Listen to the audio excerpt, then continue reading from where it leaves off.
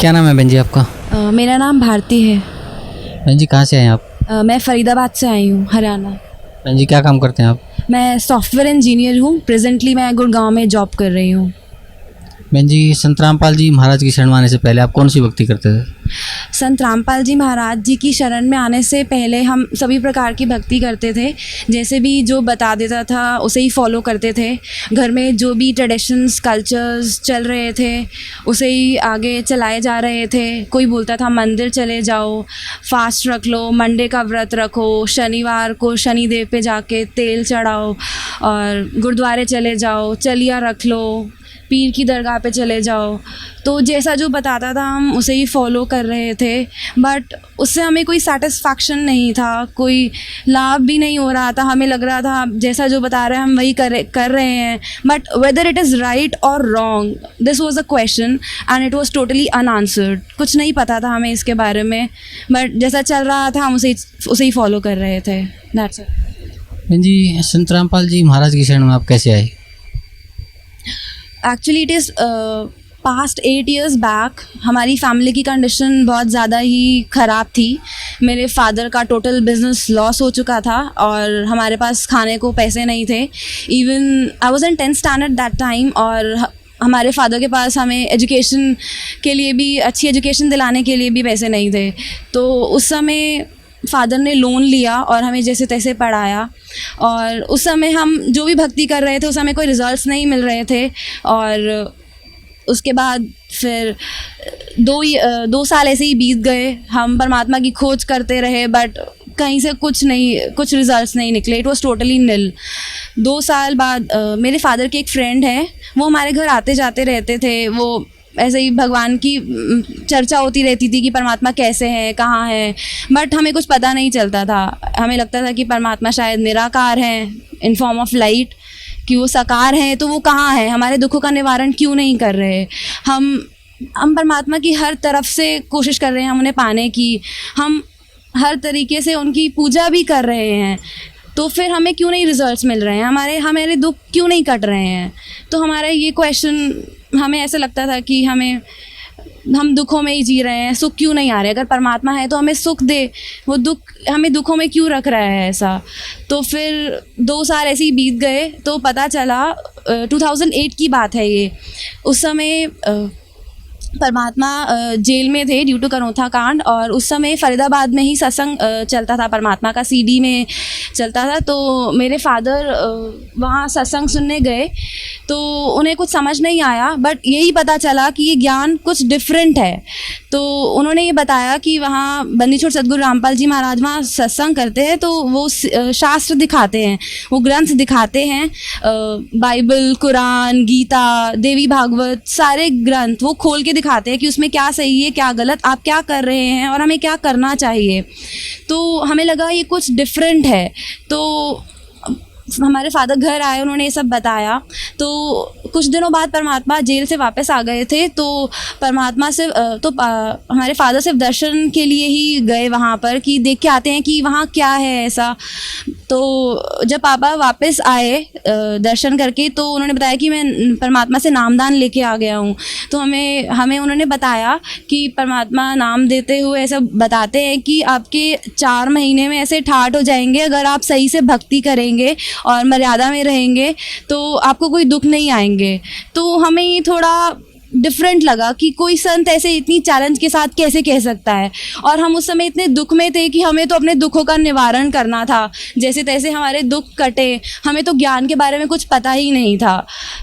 And 1 महीने बाद फिर हम आश्रम आए, हमने नाम लिया, एंड उसके बाद नाम लेने के बाद हमने ज्ञान सुना, तो हमें पता चला कि जो हम कर रहे थे इट वाज टोटली रॉन्ग, और जो अब हम कर रहे हैं, जो जैसा परमात्मा बताते हैं, दैट इज़ अकॉर्डिंग टू शास्त्र, वो सब हमारे ग्रंथों में लिखा हुआ है और वो सही है। सो हमें पता चला कि जो हम भक्ति कर रहे थे वो बिल्कुल गलत थी, और अब हमें राइट पाथ मिला है, राइट डायरेक्शन मिली है।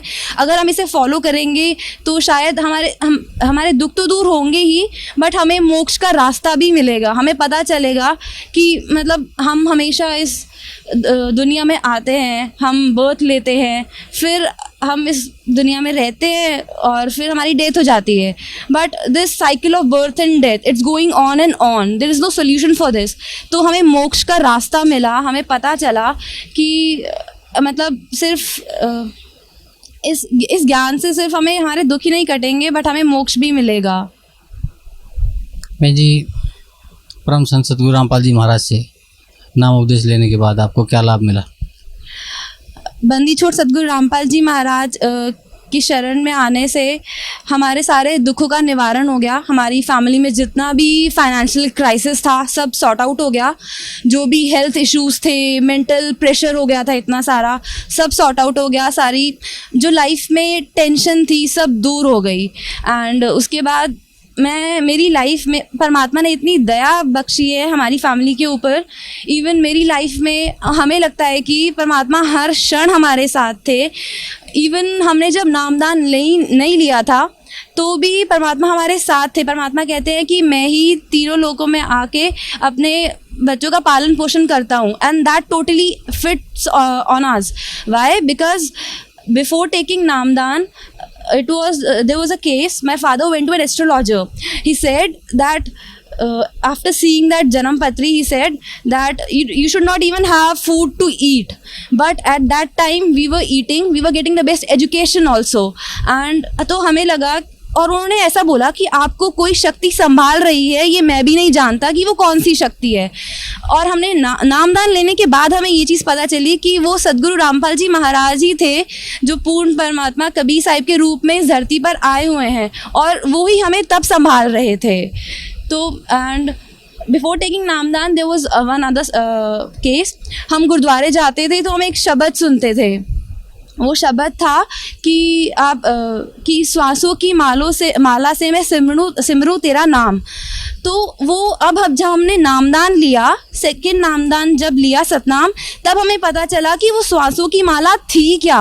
वो दूसरा नाम था सतनाम, जो हम अभी करते हैं और उससे हमारा मोक्ष होगा। तो पहले तो हम उसे बस बोले जा रहे थे शब्द के रूप में, बट अब हम उसे एक्सपीरियंस कर रहे हैं अपनी लाइफ में। So that was the thing. And even जब हमने नामदान लिया तो मैं उस समय 12th स्टैंडर्ड में थी। उस समय मैं इंजीनियरिंग की प्रिपरेशन कर रही थी, मुझे एंट्रेंस लेना था इन अ गुड कॉलेज। तो मुझे बिकॉज ऑफ हायर रैंक मुझे एडमिशन गवर्नमेंट कॉलेज में नहीं मिल पाया। सो मैं प्राइवेट कॉलेज में कोशिश कर रही थी कि मुझे एडमिशन मिल जाए। तो उस समय हमने रिसेंटली ही नामदान लिया था। तो प्राइवेट कॉलेज में एडमिशन लेने के लिए फ़ीस थोड़ी हाई होती है, तो उस समय इतने पैसे भी नहीं थे। सो उस समय ऐसा हुआ कि परमात्मा ने ऐसी दया करी हमारे ऊपर कि मेरे फादर की एक मशीनरी थी, वो 3 ईयर्स से टोटली स्क्रैप में पड़ी हुई थी। तो परमात्मा ने ऐसी दया की कि वो machinery at a very good cost वो सेल आउट हो गई और मेरी पढ़ाई के लिए पैसे भी निकल आए। एंड लोग ऐसा कहते हैं कि it's very difficult to get a job in a good engineering college, and even after getting the admission you don't get a job. But मेरे केस में I got offer letters from 3 different companies, और उसके बाद भी मुझे कोई परेशानी नहीं आई जॉब ढूंढने में। परमात्मा हर समय मेरे साथ थे। मेरी इंजीनियरिंग 2012 में कंप्लीट हुई थी। तो उसके बाद मेरी प्लेसमेंट हो चुकी थी कंपनी में, बट मुझे ऑफ़र लेटर नहीं आया था जॉइनिंग के लिए। तो दिसंबर 2012 में मुझे ऑफ़र लेटर मिला, बट मुझे 1 वीक का ही नोटिस पीरियड था कंपनी को ज्वाइन करने के लिए, और उस समय मेरी जॉइनिंग चेन्नई में आई थी।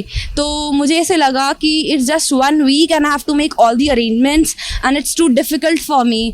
सो मैंने परमात्मा से प्रार्थना की। आज मैं आश्रम आई, मैंने बंदी छोड़ सदगुरु रामपाल जी महाराज से प्रार्थना की कि मैंने सब कुछ बताया उन्हें कि मेरी ऐसे जॉइनिंग आ गई है कंपनी में, मुझे चेन्नई जाना पड़ रहा है और वहाँ मुझे कोई फैसिलिटी भी नहीं दे रहे हैं आने जाने के लिए, वहाँ रहने के लिए, और सिर्फ 1 वीक का पीरियड है और मैं कैसे करूँगी। तो परमात्मा ने मुझे आज्ञा दे दी कि तू चली जा, देखी जाएगी जैसे भी होगा।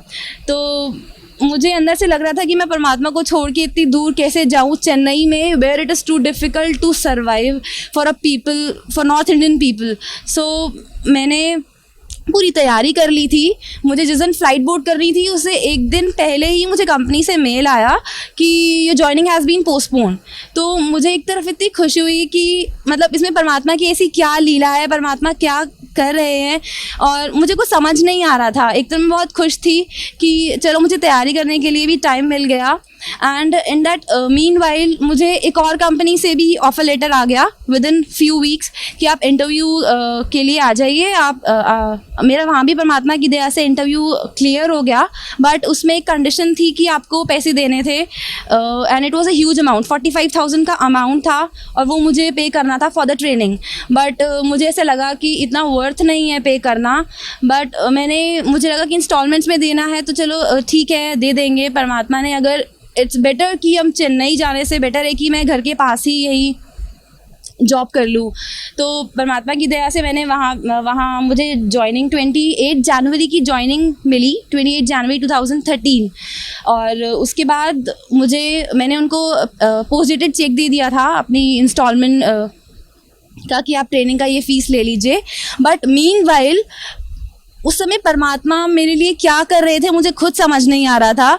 और मीनवाइल 28 जनवरी को मुझे ज्वाइन करनी थी वो कंपनी गुड़गांव में, बट 25 जनवरी को मुझे एक और कंपनी से कॉल आ गया कि आप इंटरव्यू देने के लिए आ जाइए। 26 जनवरी as it was Republic Day तो वो ऑफ था। मैं 27 जनवरी को इंटरव्यू देने गई एंड 2 राउंड्स थे, परमात्मा की दया से वो दोनों राउंड्स भी क्लियर हो गए।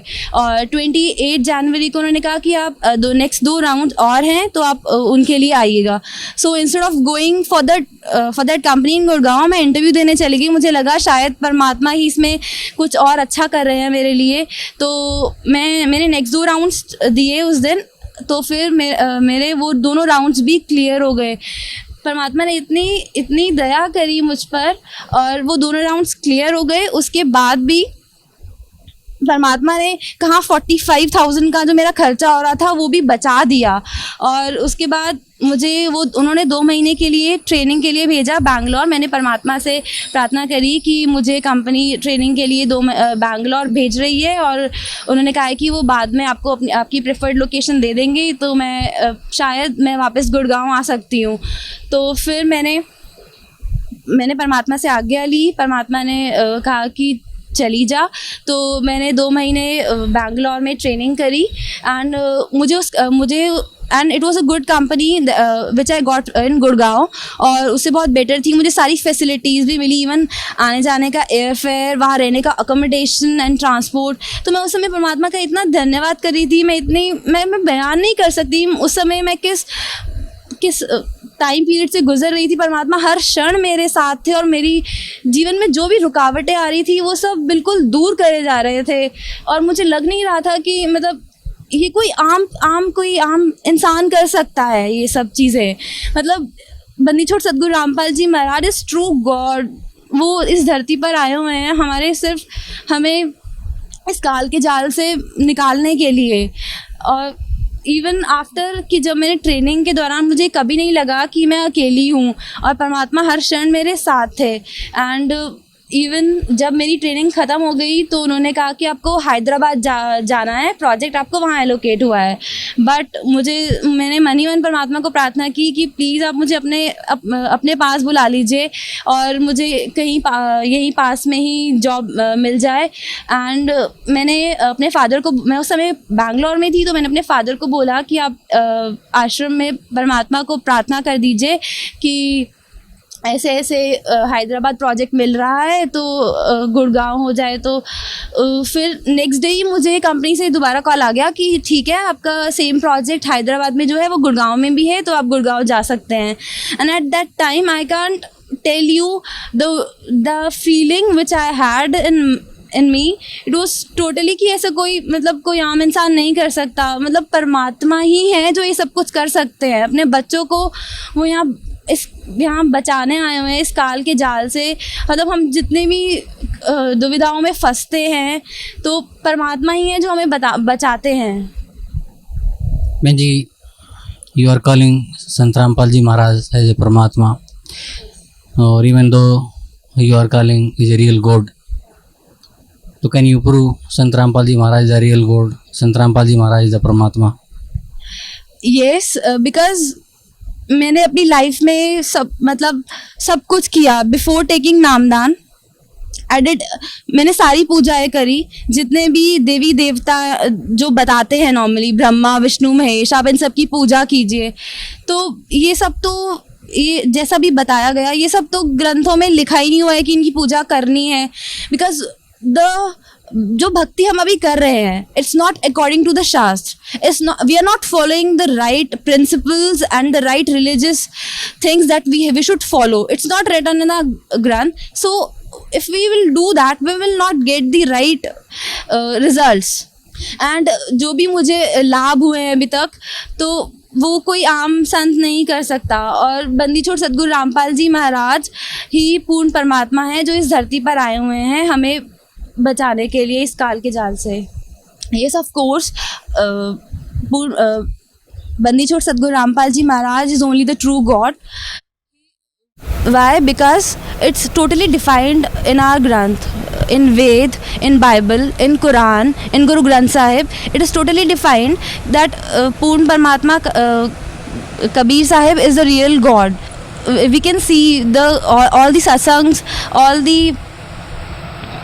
satsang that are जो भी परमात्मा बताते हैं, जो भी ग्रंथ वो दिखाते हैं, उसमें वो प्रूव करते हैं, वो दिखाते हैं कि कबीर साहिब ही ट्रू गॉड है। इन ऑल दी ग्रंथ, जिसमें भी इन वेद। भक्त समाज को क्या संदेश देना चाहते हैं आप? भक्त समाज को मैं यही संदेश देना चाहती हूँ, बिकॉज जो भी मैं आजकल देखती हूँ in my surrounding, it's like totally people are after money, they are not after, means वो भगवान को भूल चुके हैं पूरी तरह से। There is no humanity. So मैं लोगों से मेरी यही रिक्वेस्ट है कि आप बंदी छोड़ सदगुरु रामपाल जी महाराज का सत्संग सुनिए। वो जो भी ज्ञान देते हैं, दैट इज़ ऑल जो हमारे ग्रंथों में लिखा है, जिनको हमें फॉलो करना चाहिए और जिनसे हमारा मोक्ष हो सकता है। बिकॉज अगर हम रॉन्ग पाथ को फॉलो करेंगे, राइट डायरेक्शन में नहीं जाएंगे, तो उससे हमें कोई रिजल्ट्स नहीं मिलेंगे, हमारा मोक्ष नहीं हो पाएगा और ना ही हमारे दुख दूर होंगे। बस हम उसी बर्थ एंड डेथ की साइकिल में ही घूमते रहेंगे। इसलिए मेरी भगत समाज से यही प्रार्थना है कि आप सतलोक आश्रम आए, आप बंदी छोड़ सदगुरु रामपाल जी महाराज जी से नाम लिए और अपना कल्याण कराएं। Thank you so much.